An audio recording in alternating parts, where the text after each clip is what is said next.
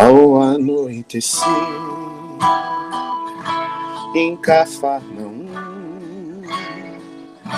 a casa de Pedro tão simples, casinha comum, se enchia de paz,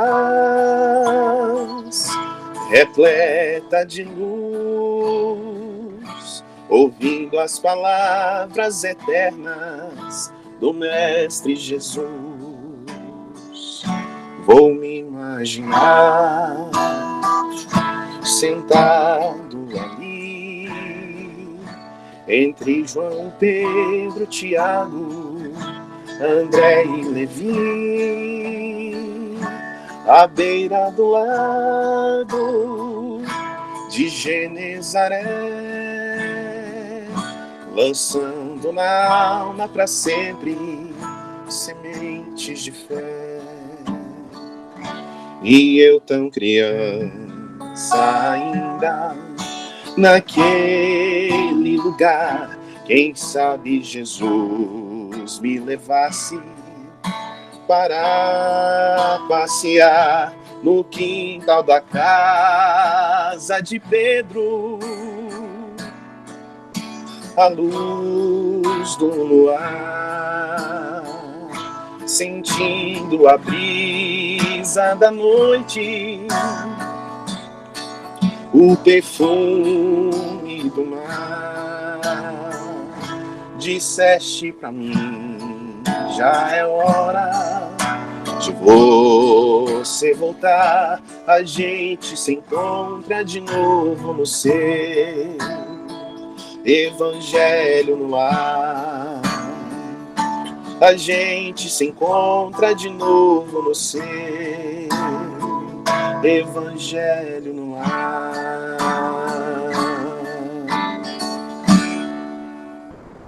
Sejam todos bem-vindos a mais uma reunião pública virtual. E agora eu vou passar para vocês a escala dessa noite. A nossa harmonização contou com a presença do Carlos Henrique. É a primeira vez que ele está conosco na reunião pública. E é uma alegria poder recebê-lo. Muito obrigada, de antemão. A abertura e a condução vai ser feita por mim, Mariane.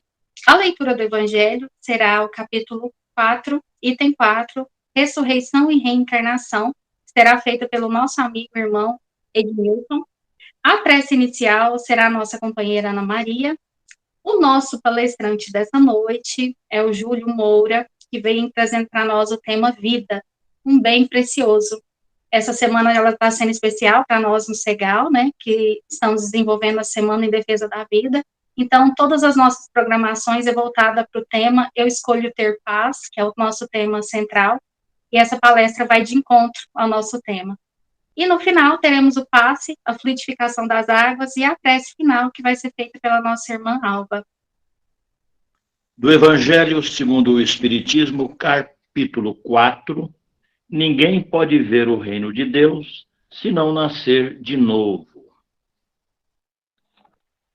O item 4, ressurreição e reencarnação. A reencarnação fazia parte dos dogmas judaicos, sob o nome de ressurreição. Somente os saduceus, que pensavam que tudo acabasse com a morte, não acreditavam nela. As ideias dos judeus sobre esse assunto, como sobre muitos outros, não estavam claramente definidas, porque só tinham noções vagas e incompletas sobre a alma e sua ligação com o corpo. Eles criam que o homem podia reviver, mas sem terem um conhecimento preciso do modo por que isso poderia acontecer, e designavam pela palavra ressurreição o que o Espiritismo chama apropriadamente de reencarnação. De fato, a ressurreição supõe o retorno à vida do corpo que morreu, o que a ciência demonstra ser materialmente impossível, principalmente quando os elementos do corpo já estão, desde muito tempo, dispersos e destruídos. A reencarnação é o retorno da alma ou espírito à vida corpórea, porém em outro corpo construído novamente para ela, o qual nada tem a ver com o corpo anterior. Assim, a palavra ressurreição poderia se aplicar a Lázaro, mas não a Elias e nem aos outros profetas. Se, pois, de acordo com sua crença, João Batista era Elias, o corpo de João não podia ser o de Elias, porque João foi visto criança e eram conhecidos seu pai e sua mãe. Daí que João podia ser Elias reencarnado, mas não ressuscitado. Que assim seja, irmãos. A paz proporcionada por este momento, com os nossos pensamentos elevados, busquemos a presença meiga de Jesus entre nós. E com muita gratidão em nossos corações, vamos dizer: obrigada, Senhor, pela bênção do hoje, pela oportunidade da vida e por todas as bênçãos que temos recebido de Ti. Continue ao nosso lado, fortalecendo a nossa fé, iluminando nossa caminhada rumo à evolução espiritual. E sempre pautados no Teu Evangelho de luz, Senhor, que nos ensina, que nos orienta, e que na prática do amor, na prática do bem e da caridade. Que a Tua paz, Senhor, a Tua luz, permaneça conosco nestes momentos em que com os nossos pensamentos em Ti rogamos que nos proteja, que esteja ao lado de todos aqueles que neste momento, Senhor, necessitam de Tua presença, de Tua luz e de Tua força. Obrigada, Senhor, por tudo e permaneça conosco sempre. Que assim seja. Júlio, seja muito bem-vindo, o espaço é todo seu. É uma alegria te receber nessa noite.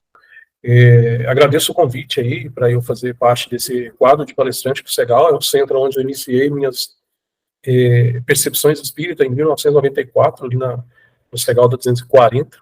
Não pensei que ia durar tanto no espiritismo para a época de adolescência. Vocês falaram aí do rapaz, eu entrei com adolescente, quase adulto, né? 21 anos, mais ou menos. E cada dia a gente aprende mais. E eu vim aprender o valor da vida, entender um pouco o processo da vida a partir desse movimento, a partir desse conhecimento da espiritualidade.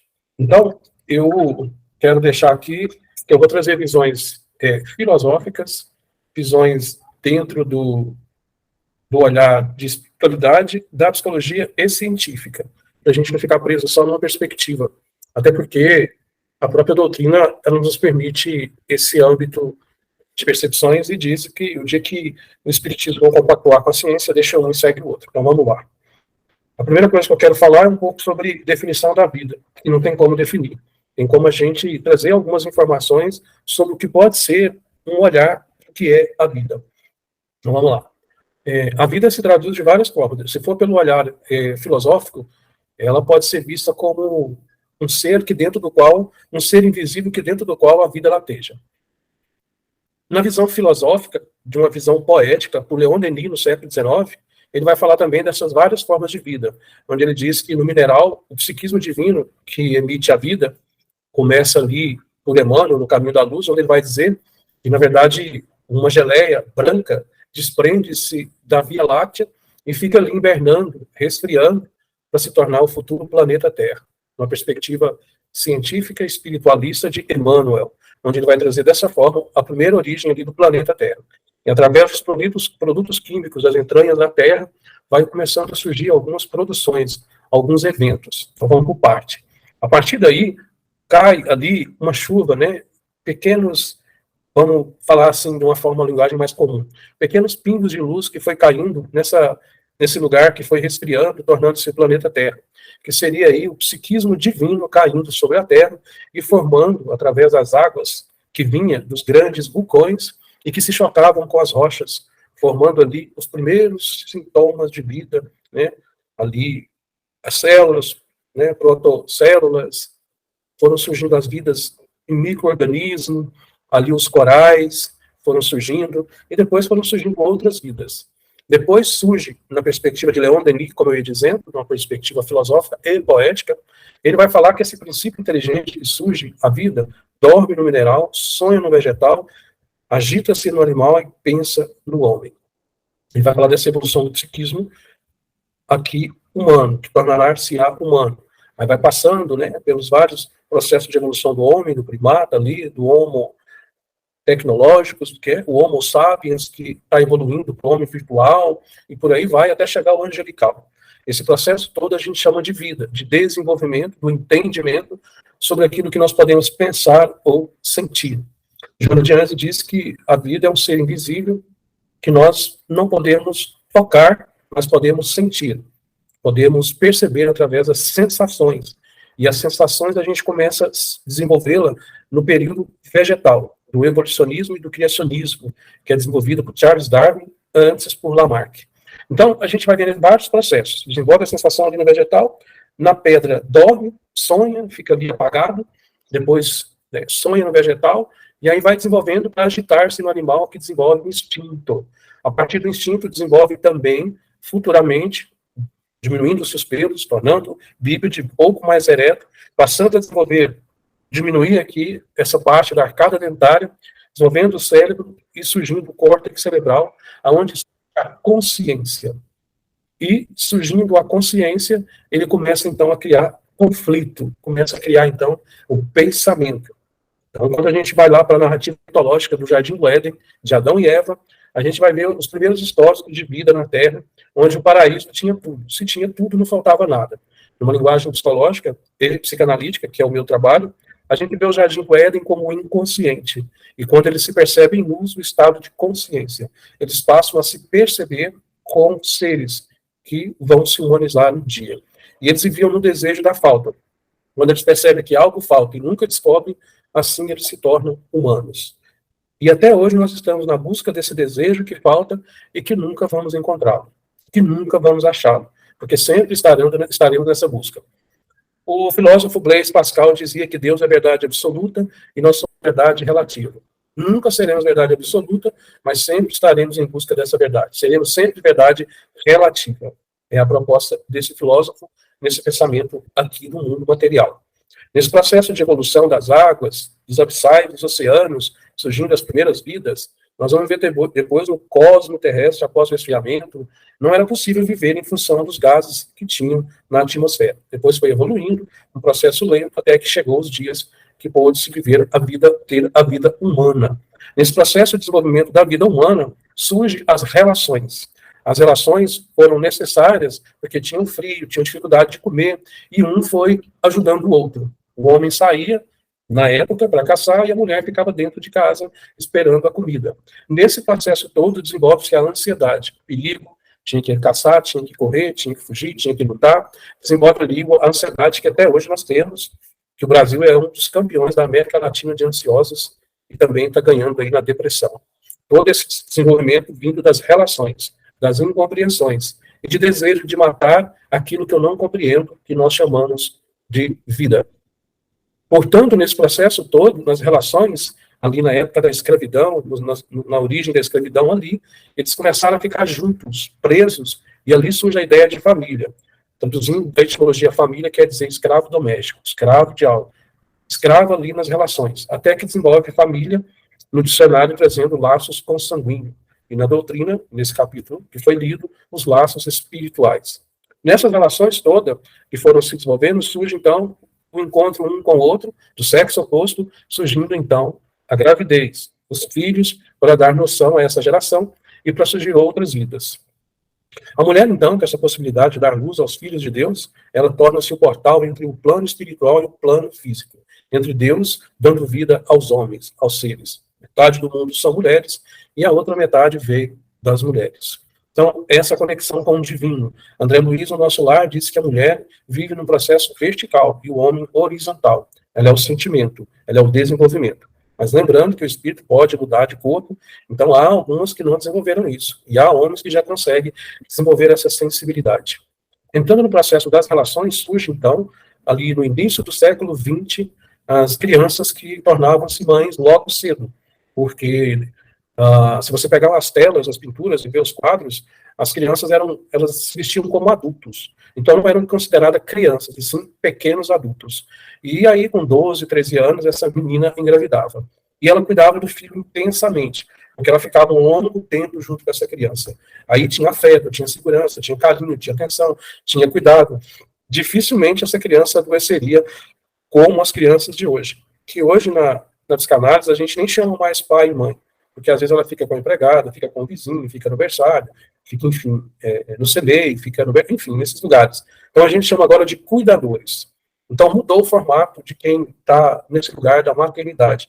Que maternar não precisa ser só a mãe. A mãe é um ato físico que possibilita o ato de maternar, ou não, porque às vezes ela quer abortar, às vezes ela dá aquela criança, mas sempre vai faltar esse pedaço com ela, aquela que entrega, aquela que aborta, aquela que deseja o aborto, mas não abortou. Essa criança, eu atendo criança, e essa criança ela traz esse inconsciente, esse abandono que a mãe pensou em abortar, mesmo não tendo abortado. Diminuiu-se ali o tamanho do buraco, mas não quer dizer que não cavou-se um pequeno buraco. Então, esse processo todo de o dom precioso da vida, eu preciso ter aprendido também sobre a vida. Como os meus pais trataram de mim, como eles me cuidaram, isso é imprescindível. Inclusive, eu estou fazendo um seminário agora em junho, relacionamento mães, pais e filhos. Quem cuida de quem? Eis a pergunta. Então, o meu propósito é voltado para isso, trabalhar com as mães, para trabalharem com os filhos. Geralmente tem algumas mães que os pais estão presentes. E aí, nesse processo todo, como cuidar desse filho? Como valorizar a vida com esse filho? É a proposta do seminário. É a proposta de ajudar essas mães, ajudarem seus filhos, e esses pais também, quando tem, porque no consultório aparecem muitas crianças com sintomas que vêm lá dos pais. Aliás, todos começam lá. Então, para a gente ir na raiz do problema, ir na causa, e não ficar só na consequência. Porque o adulto, ele habita o lugar da certeza. Ele não precisa mudar, ele já sabe tudo. Somente a figura masculina. Eles são os mais desafiadores para buscarem ajuda. A mulher está sempre parindo, sempre criando, né? Cria um filho, cria oportunidade de se melhorar, cria oportunidade de mudar de relação, cria oportunidade de ser melhor no trabalho, ganhar mais. O homem já tem uma certa limitação, não generalizando, claro. Então, nesse processo todo de desenvolvimento do trabalho com a mãe, essa mãe que materna, essa mãe que cuida, essa mãe que está lhe dando proteção, ela também precisa de orientação para saber lidar com esse filho. Muitos pais têm os filhos que eles vão conseguir controlá-los, com quem namora, com quem sai, o sexo, o desejo, as vontades, o curso acadêmico, a roupa, e isso não é possível, porque no olhar de espiritualidade, o espírito não é o mesmo do corpo. No olhar filosófico, ele vai questionar, ele vai perguntar na fase anal, que é uns 3 anos em diante, 2, 3 anos, e depois na adolescência que repete essa fase anal. Os porquês, só que ele não fica mais perguntando só para os pais, ele vai perguntar para o mundo, para a música, para a poesia, para o piercing, para a tatuagem, para o visual, para a sexualidade. Ele muda o olhar. Ele para de desejar só o pai e a mãe e começa a desejar o mundo. Aí ele começa a filosofar, a criticar, a pensar, ele começa a ironizar e provoca os pais a pensarem diferente. Ele provoca o pai sobre a questão da sexualidade, a questão da tatuagem, a questão da roupa. Eles começam a provocar esse pensar. É o desbloqueio de uma geração futura destravando a geração passada. Eles são um intermediário entre um rio de águas passadas com águas que surgirão, esse divisor de águas. Esse processo de valorização à vida, quando a gente fala de valor à vida, a gente também tem que entender se quem está pregando, se quem está falando, se quem é a mãe, valoriza. Se a casa que apresenta essa proposta, ela valoriza a vida saudável, ela recebe pessoas, independente do preconceito, cria momentos para receber essas pessoas, misturando com outras pessoas. Eu recebo no consultório gente que vem de grupos religiosos que vêm piores, antes nem terem ido. Porque escutam muita coisa, tem muito preconceito, muita limitação, muito dogmas que impede a pessoa de se conectar. E às vezes ela quer se conectar com ela através de um médium, não um médium pessoa, mas um médium, não um médium vem de ponte, né? De um extremo ao outro, de um lugar para o outro. Mas até a própria religião ali, ela poder se conectar para que ela possa fazer um encontro com ela mesma. E muitas precisam de orientações, porque estão presas nos livros e esquecem do movimento. E os livros, eles orientam-nos de forma ali, literalmente, na literatura, orientando a nossa razão, encharcando de informações. Às vezes encharca demais de informações, se afoga, e esquece de trazer para a prática, para ouvir, para entender, para participar da vida do outro. Esse dom precioso da vida está muito ligado em como eu olho para a vida, como eu percebo a vida, como eu sinto, já que eu não posso tocar nela, como é que eu sinto-a? Como é que eu posso saber que ela existe? Então, quando eu abraço uma pessoa que eu gosto, e aquela energia me fortalece, diminui a saudade, diminui a carência, diminui a ausência, é uma forma que eu posso ter percepção da vida do outro, e assim eu desconfio como pode ser a minha vida. Às vezes eu coloco o paciente de frente para o espelho, quando eles estão em um processo de baixa autoestima, se negando, não acreditando na existência, se tornando uma ficção, e a hora que eles olham, mas a pessoa falou que eu sou isso, a pessoa falou que eu sou aquilo, e eu estou me sentindo assim, a relação que eu estava acabou, eu fiquei sozinho, então eu não existo. Às vezes ele não usa essa palavra não existo, mas o movimento emocional e psicológico dele dá uma sensação de inexistência. Às vezes dentro da sua casa tem alguém fazendo isso e você não percebe. Algumas pessoas não sabem que tem alguém, às vezes, programando um suicídio. Às vezes nem eles sabem. Se vocês lerem o livro dos Espíritos, se tiver coragem de ler ele, porque ele precisa ler várias vezes, que são 1019 questões, que às vezes incomoda, mas ele vai trazer que os Espíritos sabem o que está dentro do nosso pensamento, que nós ainda nem sabemos que nós os temos, que nós alimentamos ele. E ele já sabe, porque vê a gente fora da roupagem. Então está lá instalado. Então é imprescindível um processo terapêutico, tratamento no centro, aonde ele estiver, holístico, seja lá o tratamento que buscar, esse acompanhamento dos pais com as crianças, para que esses pensamentos de autodestruição, de desvalorização na vida, possam ser identificados e auxiliados. Porém, entretanto, todavia, a gente não vai antes, a gente só vai depois. A gente vai quando a criança começa a dar sinais na escola, que ela está depressiva, que ela agride os colegas, que ela não está prestando atenção, os professores começam a trazer os achismos, né? É autista, ele deve ter esquizofrenia, ele deve ser borderline, ele deve ter DH, porque agora a gente virou The Walking Dead, a gente não é considerado mais humanos. A gente é a partir do diagnóstico. Você é depressivo, você é ansioso, você, eu não sei, não descobri, estou doido para ir lá para o médico dar diagnóstico. Então, a gente está perdendo um pouco essa identidade humana e mergulhando na identidade do adoecer. Adoecendo-me, o outro pode me ver sofrendo, me autodestruindo. Estamos caminhando muito para esse lugar, às vezes inconsciente. A gente não percebe tanto. Mas muitas pessoas buscam alívio nas drogas, na maconha, na bebida alcoólica, que elas aliviam a angústia momentânea, depois volta e volta com culpa. Quando você já tem uma conduta, um pensamento saudável, você se mistura. E assim a gente vai ficando cada vez pior no rumo das drogas, do suicídio. 2024, 2025, provavelmente uma epidemia de depressão, e 26, surto de suicídio. Que já começou e já está aumentando cada dia mais. Então, essas palestras, esses encontros, são poucas pessoas que vão, porque o desânimo, a preguiça, a gente está voltando ao tempo da caverna, do mito de Platão. A gente está com medo de sair e fica dentro de casa. Só que hoje o medo não é dos dinossauros, não é das feras, dos grandes répteis. Hoje o medo nosso é de nós mesmos, porque chega lá eu vou encontrar com tal pessoa, chega lá eles vão querer saber da minha vida, chega lá eu vou ter que conversar, eu não quero. Então a gente acaba se enclausurando, como se de uma forma metafórica voltasse para o ventre da mãe, ficasse lá guardado e não tivesse contato com a humanidade.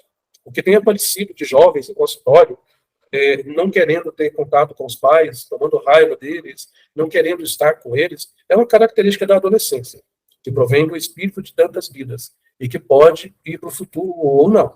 Eles podem quebrar isso aí. Porque a gente, na adolescência, a gente tem que ter alguma coisa para se revoltar e para quem culpar. E geralmente os primeiros que nós culpamos foram aqueles que nos deram a vida, como se fosse um ranço, um rancor, inconscientemente você dizendo, se eles não tivessem se casado, não tivessem tido um envolvimento, eu não estaria aqui sofrendo. Outros vão dizer, graças aos meus pais, eu estou aqui, eu existo, eu posso participar da vida. Então a gente não sabe quem é o espírito que habita aquele corpo, ele pode vir de uma culpa, pode vir de um suicídio, pode vir de um adoecimento, e que causa nele imensa culpa no inconsciente perispiritual.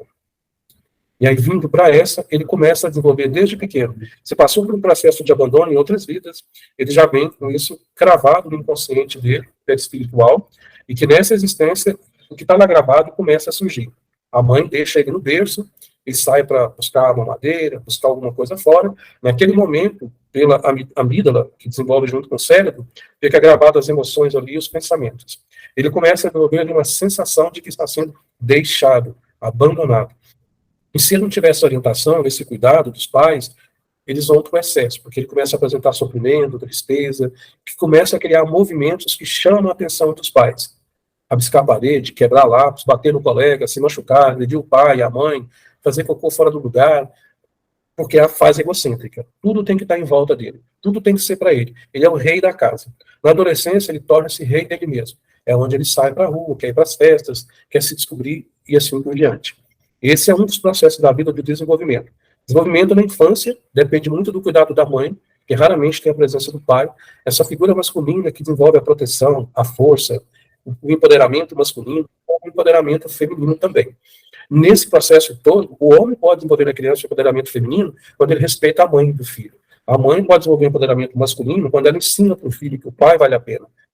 Esse processo todo que a gente está vivendo está criando esse distanciamento dos pais, a questão da gravidez romanceada, a gravidez vingativa, a gravidez que eu quero ter um filho inconscientemente para ser meu clone, para depositar e projetar nessa criança tudo que eu não tive, e também posso querer ter filho para desenvolver, para receber esse espírito que vem do mundo espiritual, para eu aprender a amar além de mim e não viver só em função de mim ou da relação.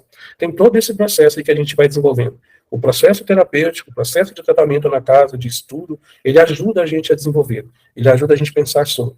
Não há como nós, Júlio Moura, eu não acredito que há como nós evoluirmos e deixar tantas essas dogmas, essas limitações que nós temos sem fazer o autoconhecimento.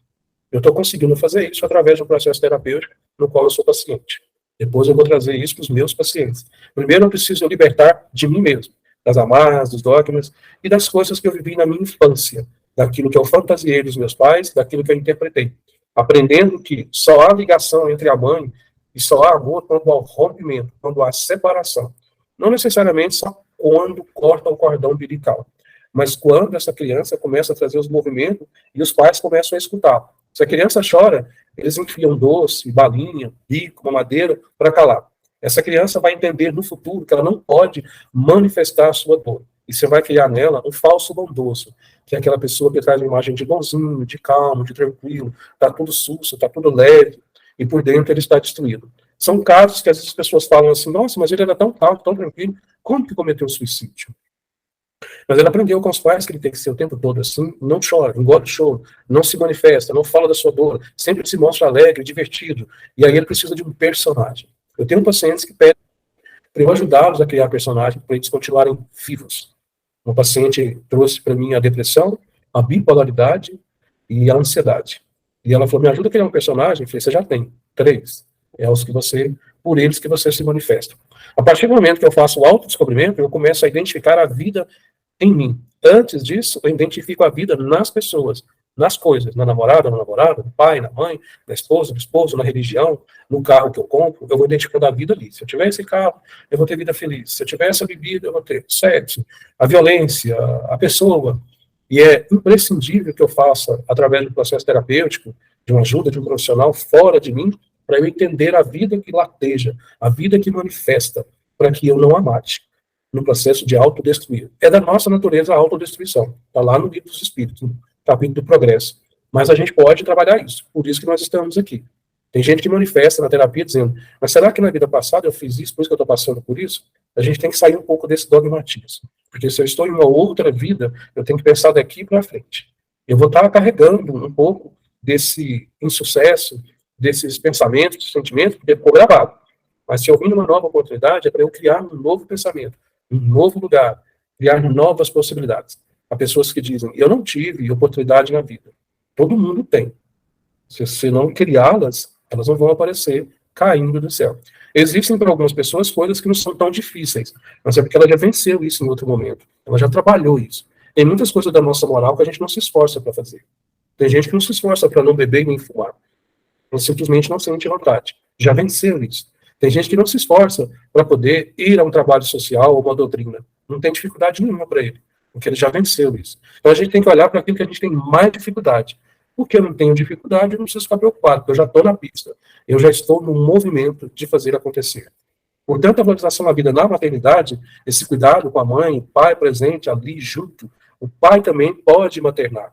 Maternar no ato de cuidar, de segurar no colo, de dar uma madeira, de tirar, de lavar, de limpar, de abraçar, de ficar perto, de levar na escola, de trazer, isso é maternar. Não é só o ato de pôr para fora, como a mulher coloca no processo físico.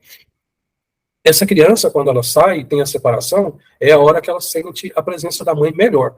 porque ela percebe que ela e a mãe não são o mesmo objeto, o mesmo sujeito. Até 6 meses ela não sabe separar, depois ela começa. E essa separação é importante. E essa separação não precisa perdurar pro resto da nossa vida. Então, mesmo que eu esteja com alguém, não preciso estar dentro dela, nem ela dentro de mim. Porque a relação que funde, confunde. Assim a vida vai perdendo esse dom precioso. E a gente torna-se uma ficção e torna-se sombra do outro. Bom, eu falava do espelho, e quando eu coloco o paciente lá que ele olha para o espelho, ele fala, mas uma paciente especial falou isso. Mas fala que eu sou feia, que eu sou gorda, que eu sou isso, que ele é aquilo. E eu perguntei, devolvi a pergunta. Você acha que você é? Porque quem mais tem que saber disso é você. Olha para o espelho. Ela ficou olhando para o espelho. Ela assustou porque eu falei que eu ia apresentar uma pessoa para ela se relacionar, porque ela não tinha uma pessoa para se relacionar, e eu chamei ela até o espelho. A hora que ela ficou de frente do espelho, ela começou a chorar. Essa é a pessoa que eu sugiro você ter um dom precioso de viver, de sentir a vida, que era ela mesma. Agora, aquela pessoa que está de trás do espelho, é você? Aí eis a questão, né? Não vou perguntar aqui porque não vai dar tempo. Mas quando ela olhou para o espelho, sou eu. Aí eu perguntei de novo, quem está de trás do espelho, é você? E ela afirmou, sim, sou eu, é a minha imagem, é meu rosto. Falou bem, a sua imagem, porque sua alma não está lá. O seu psiquismo não está lá. Então, quem fala de você, fala olhando para o próprio reflexo. Eles veem o seu reflexo, mas não veem você. Eu só consigo falar de alguém intrinsecamente, profundamente, quando algo nela existe em mim. Você é uma pessoa muito chata, muito depressiva. Pode ser que alguma dessas coisas exista em mim. Uma paciente adolescente que sofre muito com a amizade, ela fala, as minhas amigas me acham chata. Eu falei, sinal que você é humano. Porque me aponta uma pessoa, em determinado momento para uma outra, não é considerada uma pessoa chata. E se a gente for querer agradar todo mundo, nós vamos deixar de existir. Porque aí eu passo a ser o que o outro quer que eu seja. E às vezes eu preciso ser mim mesmo, ser eu mesmo. E num processo de autodescoberta, não é só lendo, porque lendo só, a gente vai bloquear algumas coisas e não venceu. E quando bloqueia, num pensamento junguiano, psicanalista junguiano que acreditava na vida após a morte, na reencarnação, na evolução do espírito, ele dizia o seguinte, existe a persona e sombra. A persona é a minha construção desde criança, de como eu posso perceber o mundo através do que meus pais me ensinaram ou não ensinaram. Aquilo que eu preciso rejeitar, igual o choro, não grita, não fala isso agora, não faz isso, aquilo que eu quero rejeitado em mim, vira sombra. Aquilo que eu vou interpretando, vou aprendendo, vira-se persona. A gente, na perspectiva de que caminha nesses 2 lugares aí, que ele propõe para nós. E é necessário que a criança se manifeste no choro, no grito. Às vezes é ensurdecedor, é um desafio. Mas se a mãe que suporta o choro da criança é uma mãe normal.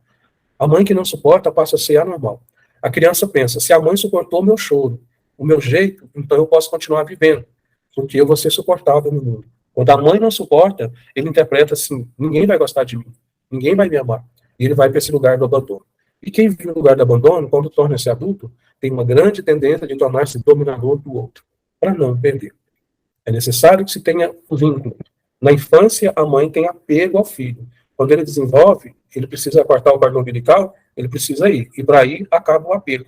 Mas cria-se o vínculo. É o que nós necessitamos. A gente não vive junto com Jesus, não está apegado a ele, mas está vinculado pela proposta crística, pela proposta de transformação. Então, o bem precioso da vida na infância, no maternário, que as campanhas trazem não ao aborto, não ao aborto também eu digo no meu Instagram, depois se alguém quiser seguir lá, julio.moura.psicanálise, eu postei um texto assim que existem os abortados vivos, aquele que a mãe não desejou, que o pai não queria, aqueles que durante a gravidez brigam muito pelas dificuldades da gravidez, de ter essa criança, pelas dificuldades de criar essa criança, tudo isso vai virando um processo de abortados vivos, em que a criança vai se, mas a criança não escutou, ela vai absorvendo essa energia, porque o psiquismo dela está alimentado no psiquismo da mãe, no psiquismo do pai. A gente precisa muito participar desses eventos, desses seminários que eu convido, para que nós possamos ir lá fazer essa descoberta. Eu fiz um trabalho disso na escola, de berçário, crianças, as mães nunca ouviram falar isso. E às vezes a gente perde essas oportunidades por pouca coisa, porque o nosso interesse está nas coisas, no carro, na festa, no bar, nos eventos sociais, e a gente tem que lembrar que nós somos seres espirituais vivendo uma pequena experiência física. E quando a gente vai para esses lugares, abrir a nossa mente para cuidar desses seres, automaticamente nós estamos cuidando de nós mesmos. E para eu cuidar de mim mesmo, esse amor próprio, eu preciso me autodescobrir. E eu recebo essa criança que eu estou tendo dificuldade com ela. O problema é com ela, é com a criança que mora dentro de mim. Eu digo que toda criança que vai para o consultório leva um adulto, e todo adulto leva uma criança. E a gente precisa olhar para isso, precisa olhar para nós. Quando Cristo fala no capítulo 11 do Evangelho, ele diz o seguinte: ama o teu próximo, ama o teu filho, ama quem quer que seja, mas como ama a ti mesmo. E a forma como a gente ama essas pessoas, a gente ama eles como a gente mesmo.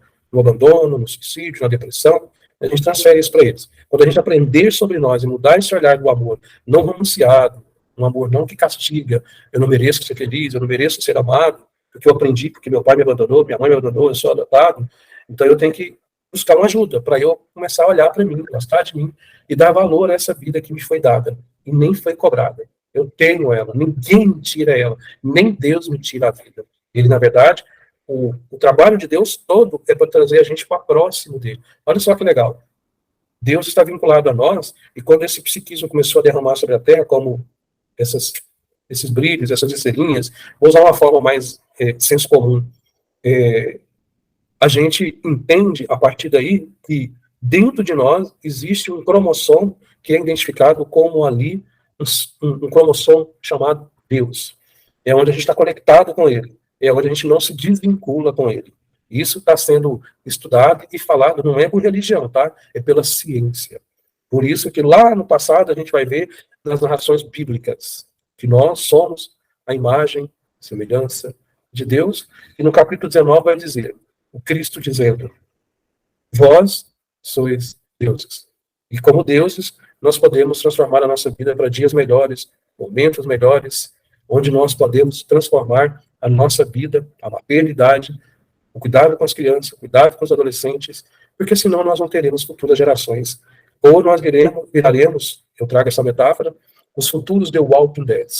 São pessoas mortas, andando sobre a própria sepultura, sem saber para onde vai, perdidos, como estão vindo os jovens, que perdidos não sabem o que fazem com a sexualidade, perdidos não sabem o que fazem com a vida, e os pais alienando-se, os prazeres, nas diversões, não que não possam fazer isso, mas começar a olhar para esse filho como filho de Deus, que está confiado a você, em especial a mulher, que essa é progenitora, esse portal do mundo dos imortais para os mortais, e o homem, que é esse compártice, que deveria estar mais junto, que deveria ajudar mais, e ir para as manifestações de apoio à figura feminina, porque no estudo demográfico, o índice de mulheres que querem se engravidar está caindo muito mesmo. Tem países que já está tendo índice bem menor de nascimento e um país envelhecido. Mas se houver mais esse cuidado, homens que não abandonam, homens que participam mais, que são mais infantilizados e não crescem, se eles crescerem, se eles apoiarem, ficarem mais amadurecidos, eu acredito que esse lugar vai melhorar e nós teremos um futuro de crianças e jovens aí vindo mais saudáveis. Por isso a minha proposta é que, depois, se alguém quiser conhecer aí a proposta do seminário, participarem e também levar para as instituições. Eu falo, às vezes aquece aqui, muitas instituições falam que quer, mas eles vão trazendo dificuldade de dia, de horário, de pessoas e acabam não fazendo. E eu acredito que nesse lugar que eu estou, essa proposta espiritualista, deveria ser o primeiro lugar que pensar sobre isso. Trazer o pensamento filosófico, psicológico, personalista para esses lugares, não só religioso, não só na perspectiva espiritual, porque a gente está vivendo no mundo físico, então temos que ter pensamento aqui, inspirado por lá. Ok? Agradeço aí a vocês por esse momento, essa oportunidade de estar falando aqui, informações simples, mas que para algumas pessoas podem trazer coisas inusitadas, e eu agradeço a todos que estão participando comigo. Obrigado. Nós que agradecemos, Júlio, e gratidão por ter você nessa noite conosco. Senhor, nos ensina a orar, sem esquecer o trabalho, a dar sem olhar a quem, a servir sem perguntar até quando, a sofrer sem magoar, seja quem for, a progredir sem perder a simplicidade, semear o bem, semear o bem, semear o bem,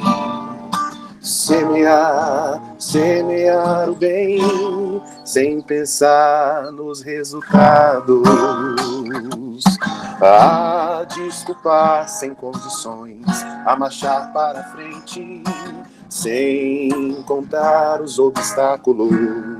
Nos ensina, Senhor, a ver sem malícia, a escutar sem corromper os assuntos, a falar sem ferir e compreender o próximo sem exigir entendimento, a respeitar o semelhante sem reclamar, a dar o melhor de nós sem cobrar reconhecimento. Senhor, fortalece em nós a paciência das dificuldades dos outros. Nos ajuda, Senhor, que não façamos a ninguém aquilo que não desejamos para nós, a falar sem ferir e compreender o próximo sem exigir entendimento, a respeitar o semelhante sem reclamar, a dar o melhor de nós sem cobrar reconhecimento, a falar sem ferir e compreender o próximo sem exigir entendimento, a respeitar o semelhante sem reclamar, a dar o melhor de nós sem cobrar reconhecimento. Semear o bem, semear o bem, semear o bem sem pensar nos resultados.